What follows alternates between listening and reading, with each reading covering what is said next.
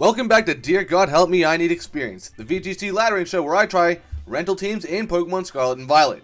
So, this is going to be the first video of Regulation J, the format that allows mythical Pokemon as a restricted Pokemon as well. Anywho, we've been on hiatus for nearly 3 weeks at this point. I wasn't quite sure what I wanted to do with the format, but I'm here now and I have a plan. For the next 3 or so months of Reg J, I will do short episodes of Dear God Help Me, I Need Experience, probably 1 to 3 battles max. From there, you'll get a second video, ideally every week. Not at the same time, probably one on Monday, one Friday, something to that effect. And that second video will be Regulation H on Showdown or in the form of a tournament. For tournament videos, it's going to be very crudely edited, so that's the housekeeping out of the way. Reg H videos are coming.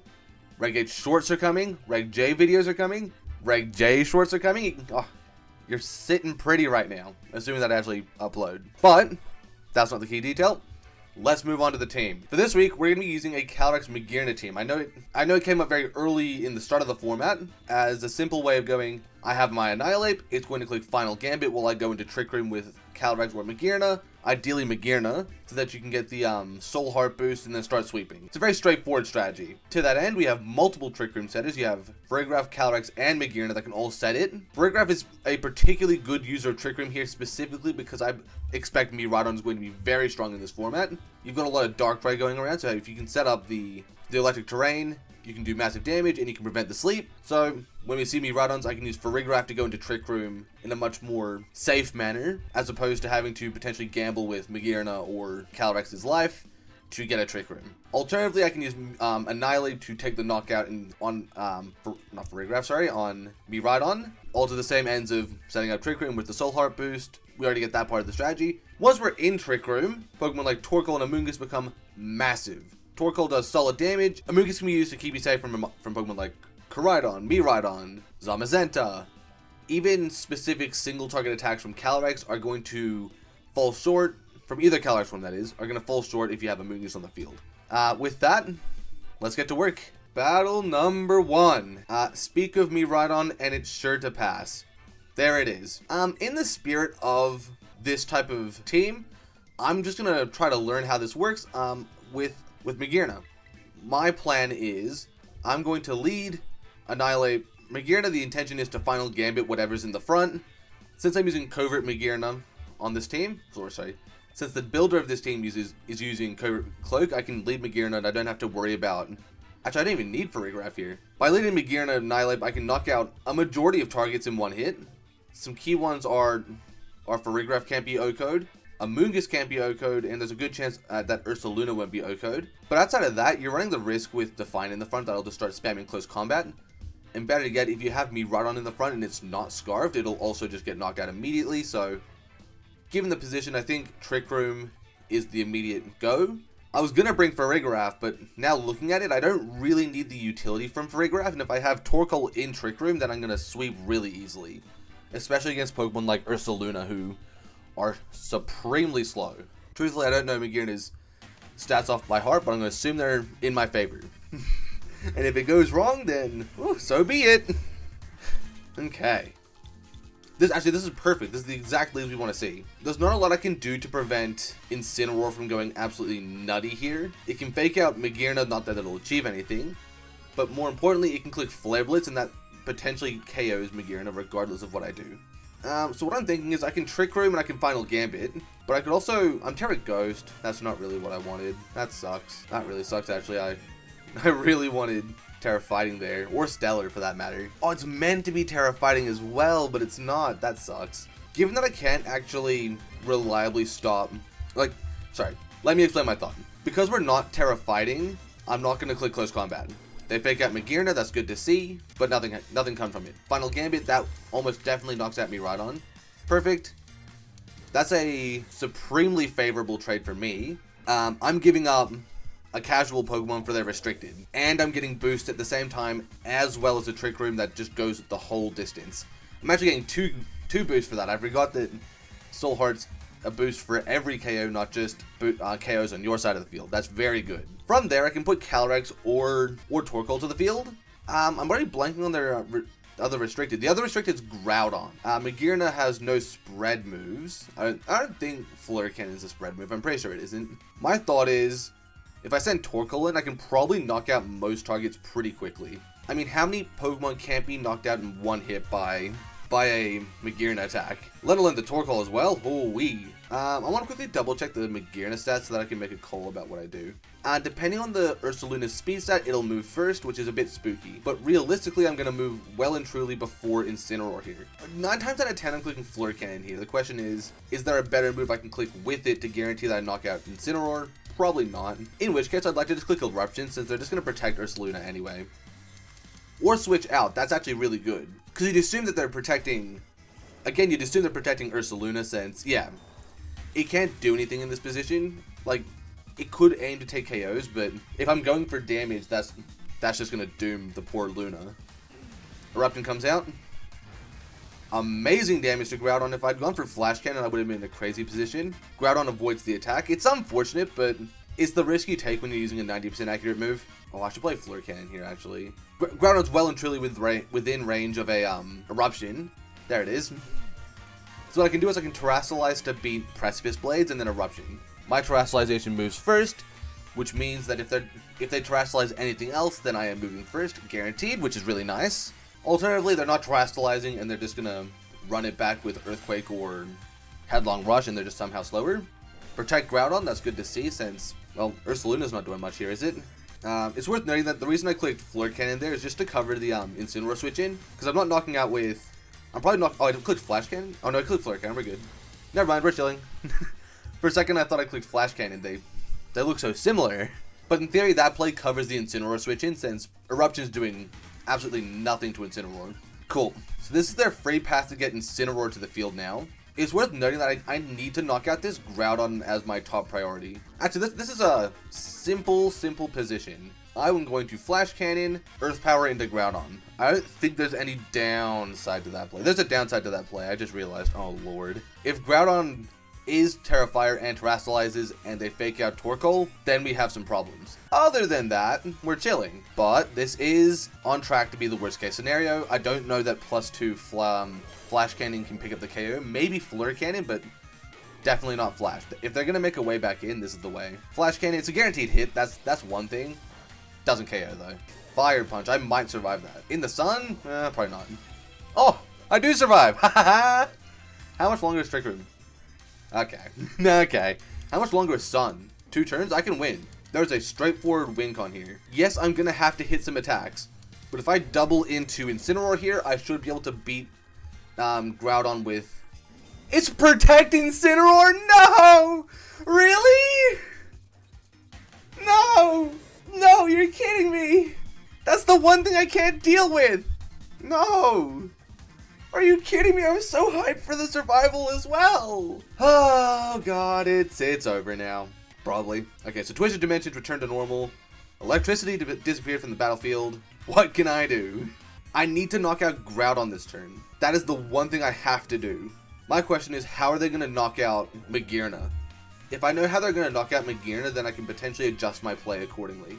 Like, if I protect Magearna, it's not going down this turn, but if they're just doubling with, like, High Horse and knockoff into Torkoal, then I'm cooked. For the simple fact that I think Torkoal will survive a double up, what I'll do is I'll double. They Precipice Blades, they hit both, that is unfortunate. And that does a lot to Torkoal, a lot more than I thought it would. That's probably game.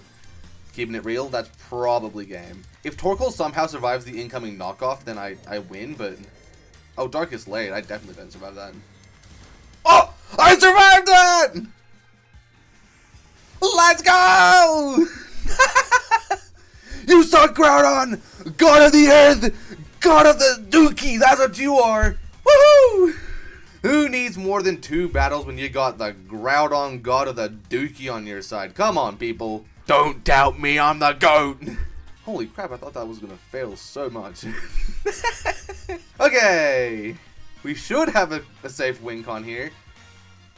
With the double into Incineroar. I've managed to keep Calyrex safe. The sun is down. If they want to click Flare Blitz, it's just not going to do that much damage. I could have Trick Roomed there. Knowing that they were the High Horse, not the High Horse, sorry. Knowing that they had Protect, I could have Trick Roomed there. That would have been really smart. Instead, I've let them protect for free. I mean, it shouldn't change the outcome of this game. I'll verify that, but I know you're already in battle. I'm trying to look at the summary. Thank you. Okay, so I'm probably underspeeding Incineroar here. I think I might need to make a little bit of a raid here now that I'm thinking about it. Now here's the thing, if Calyrex gets 2-shot, then I'll know because Earth Power knocks out Incineroar this turn. And if they Darkest Lariat into Torkoal, then their only win con is to have a miss. And a 2-shot. Which I think I can probably avoid. Cool. Is it leftovers? You know what? This Incineroar is kinda cool. I think it's... Wait, what? I wasn't paying attention. What item was that? That wasn't leftovers. Was it? But that looks like the same amount of health. It looks like... It must be leftovers. I'm probably going kooky here. It is leftovers. Okay, I'm not going crazy. Oh, it just heals absolutely nothing from it. They're gonna need to hit like 85 protects and crit me if they're gonna do this, so... I think this game's over. They do have Flare Blitz. But it's not knockout. That's the way I lose, isn't it? Oh, wait, no, wait. Recoil. I hit the attack! Let's go! Oh, you know what? That first battle was stressful enough to be 18 battles. That being said, we're playing one more. We are playing one more. Hey, battle 2. We kind of thought that teams like this were going to happen more than a little bit, but here we are. We got the Darkrai and the Calyrex. They're going to put the whole team to sleep. But worse than that, they're going to freaking use Smeargle and Muck, which is stupid. But speaking of stupid, we've got the 28 speed IV Calyrex going on right now. Also, 18 speed IV Amoonguss is going on right now as well. So... just keep that in mind. We're working with some Pokemon that have some unique speed IVs. We have a 2-speed IV on the Taylor Swift Farigiraf. Given the circumstances, there's really no downside to leading Annihilate here. They could be leading Urshifu, which could also be Scarfed, and then in that situation, I might not want to be Final Gambiting. But if I really want the Final Gambit that bad, I can send out a Torkoal potentially, or even an Amoonguss to try and take some hits or to keep the stuff safe.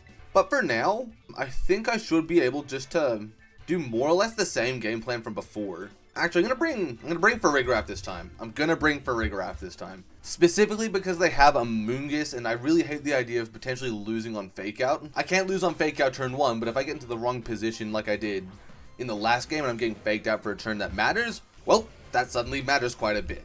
There really isn't much advantage to Final Gambiting here, is there? Like, if I Final Gambit, I'm just gonna lose, aren't I?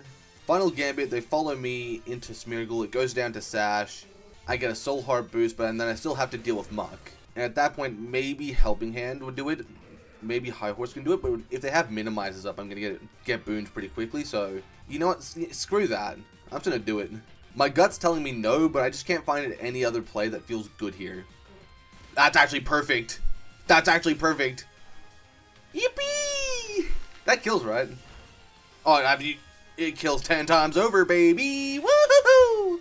I'm so glad I didn't listen to my gut there. My gut said, that's a bad idea. And it was wrong! I assume that's the sound that Magearna makes. Don't ask me why I think that's the sound it makes. It just does.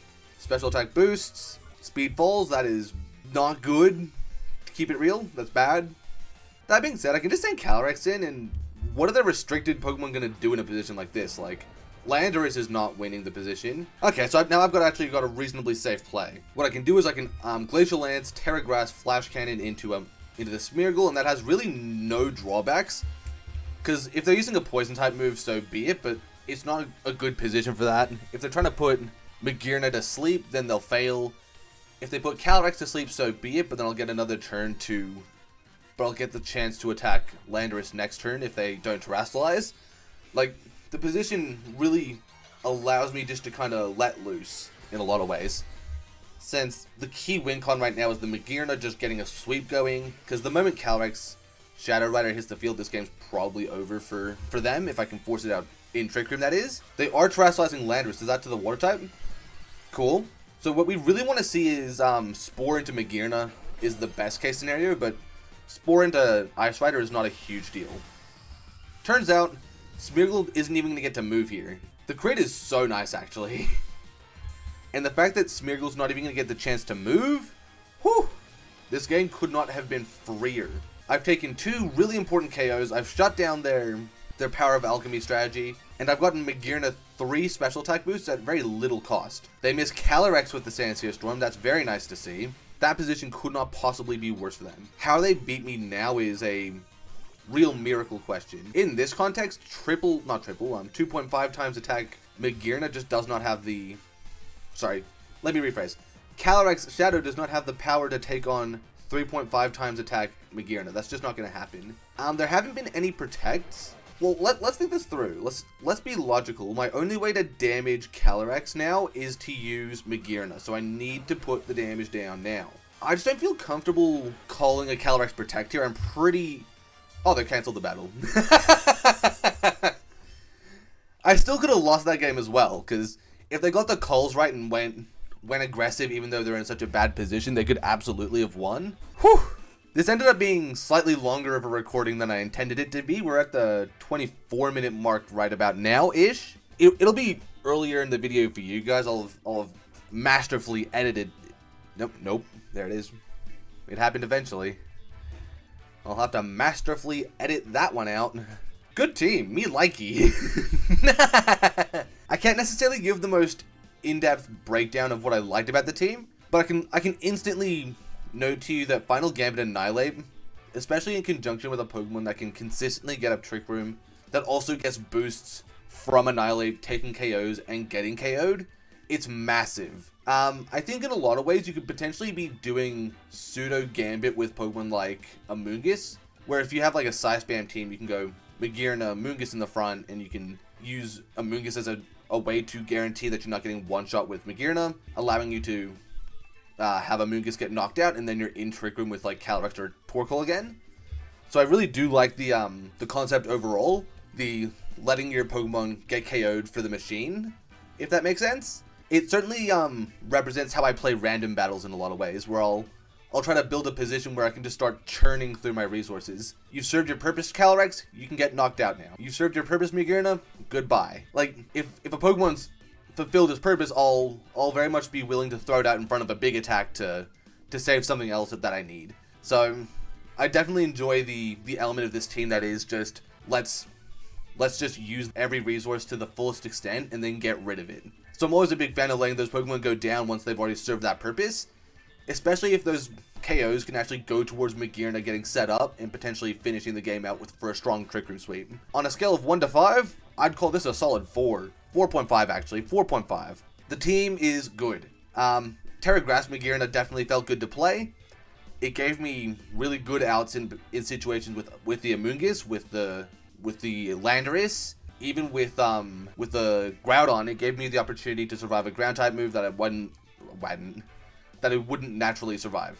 It definitely felt great to play that way. Calyrex, we knew Calyrex was going to be good. It did exactly what it needed to do in both games. It survived to the end of the game, and then it was able to knock out the last few Pokemon because it was just so bulky that it could take massive attacks like Flare Blitz. The Magearna and the Calyrex in a lot of ways like function as like a tax. You know, the moment these things are on the field, you have to give up resources to beat them. And if you play it right, you'll either have a Magearna that just taxes a team so much that they can't come back, or you'll be in a situation where Magearna has taxed that team a lot, but you've still got something like Farigiraf or Annihilate in the back that can finish up a team. So, overall, again, fabulous team. I really loved the way it played. It was super intuitive. I had no reason not to go for Annihilate Final Gambit pretty much every time, and that felt fabulous, to be honest. Amoonguss is the only Pokemon that I didn't bring, but at the same time, given the two matchups, it just wasn't that useful there. Like, if I'm putting Smeargle to sleep, that does mitigate the risk of it getting speed drops in Trick Room, but even then, it's really not a massive component to me winning either of the two matchups that we played today. But then again, you're looking at the Amoonguss, and I'm looking at the Amoonguss on PokePaste right now, and it looks pretty standard. Slightly more balanced on the defense stats, but other than that, it's really any old Amoonguss. I mean, you also want to note the Figgy Berry, but at the same time, that's just citrus for people who have a gambling spirit, which I kind of do. Outside of that, again, I think the overall message of this team that I got was that intuitive is really important. And this team is so intuitive. Just instantly, like, obviously you can look at a team and figure out the strategy, but being able to take the team, go into a battle, and actually understand what you're meant to do as just a basic instinct, oof, it felt good. It felt really good. Be prepared to see more of this type of team, since it's probably the type of team that I'm going to enjoy playing the most. But more than that, there are tons of variations on this idea, and I'd love to have a good deep exploration of all of that. I don't really think there's anything more to say here. I didn't really talk about Farigiraf either, because it's Farigiraf. It was well and truly just a Farigiraf. Overall, really great team. The rental code is on screen. It'll be probably in the description as well, so will the Pokepaste. Give this team a try if you get the chance. It makes so much sense to play, and honestly, it just felt great. That's it for the video. I would say even in defeat I lose. I mean, I did just say it, but today we were not defeated. We didn't lose. So, I'm coining the term for the second time now. Even in victory, I win. And with that, I'm gonna go eat some more Cheerios. So, see ya.